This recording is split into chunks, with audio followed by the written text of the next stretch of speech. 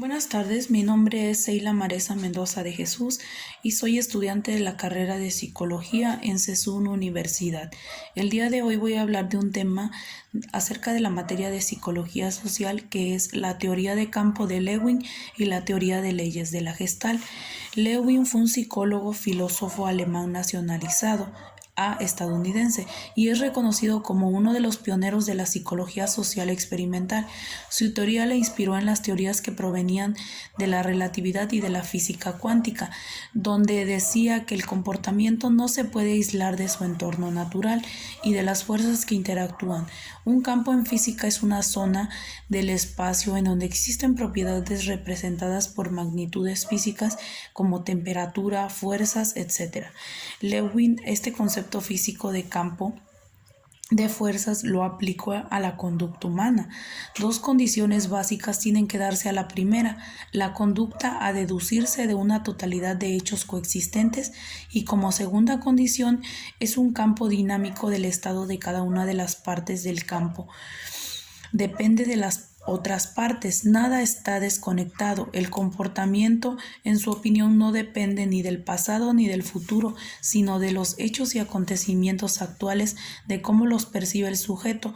Los hechos están interconectados y constituyen un campo de fuerzas dinámico que podemos denominar espacio vital. Es decir, el comportamiento humano es condicionado por la tensión entre las percepciones que el individuo tiene de sí mismo y del ambiente psicológico al que se sitúa. Es imposible conocer el comportamiento humano como fuera de su entorno o de su ambiente, pero no se trata del espacio geográfico, sino del espacio que contiene todo lo que afecta al sujeto. Esto no es un espacio físico, es decir, del ambiente de la persona tal como lo percibe subjetivamente. ¿Qué queremos decir con esto? En conclusión, en cada momento de nuestra vida nosotros vamos a sumar o a restar a la situación en la que estamos viviendo. Por ejemplo, en mi trabajo yo soy líder de grupo y yo soy de cierta manera, tengo mi experiencia en lo que yo hago, en mi función.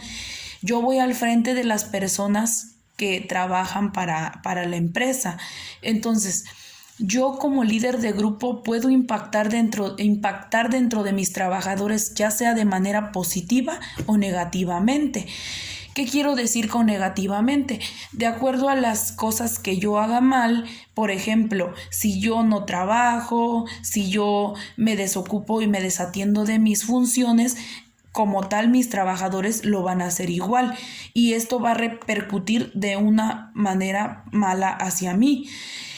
Pero si yo trabajo de manera positiva, cumplo con mi función y ejerzo mi trabajo, mis trabajadores lo van a hacer de esa manera porque lo van a percibir de tal manera que ese impacto positivo va a traer buenos resultados para mí y no solamente va a impactar en los resultados de ellos, sino que esto va a impactar en mis resultados y por lo tanto me podría yo denominar como un buen líder. De esto trata la teoría de campo. Ahora les explicaré un poco de la teoría de leyes y de la Gestalt. La teoría de la Gestalt apareció en Alemania a principios del siglo XX como reacción a la psicología conductista que rechazaba la consideración de los estados subjetivos de la conciencia. A la hora de investigar sobre el comportamiento de las personas y poner énfasis en los afectos que el contexto familiar y la extensión social y cultural que tiene sobre nosotros, la psicología de la Gestalt se puede encuadrar dentro del marco más amplio de la psicología humanista, ya que pone énfasis en las vivencias subjetivas de cada persona, da importancia a aspectos positivos de la psicología, tales como la autorrealización y la búsqueda de decisiones acertadas. Trabaja con una concepción del ser humano como agente capaz de desarrollarse de forma libre y autónoma. Esto significa que se centra en los aspectos negativos de la mente, tal como ocurre en ciertos tipos de psicoanálisis, ni ciñe su objeto al estudio de la conducta observable de las personas, como pasa en el conductismo.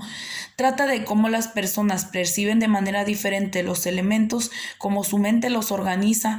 Todas las personas interpretamos la realidad y tomamos decisiones sobre ella a base de estas formas o figuras mentales que vamos creando sin darnos cuenta.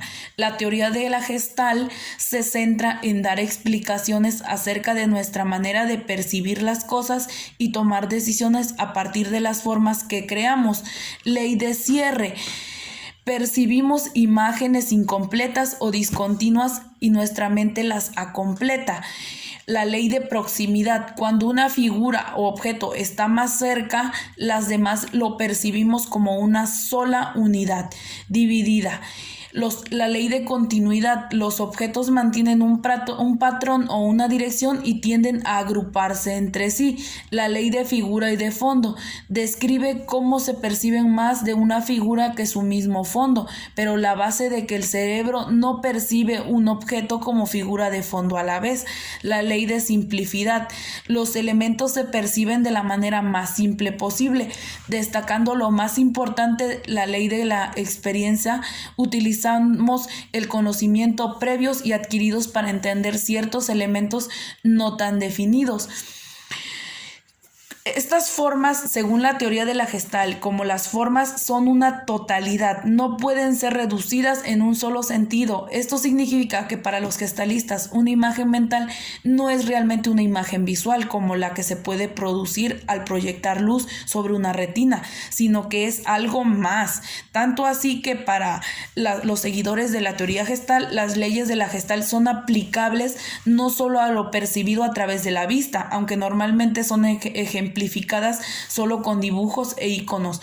No es difícil imaginar ejemplos a lo que las leyes de la Gestalt aparecen aplicarse a todo tipo de percepciones.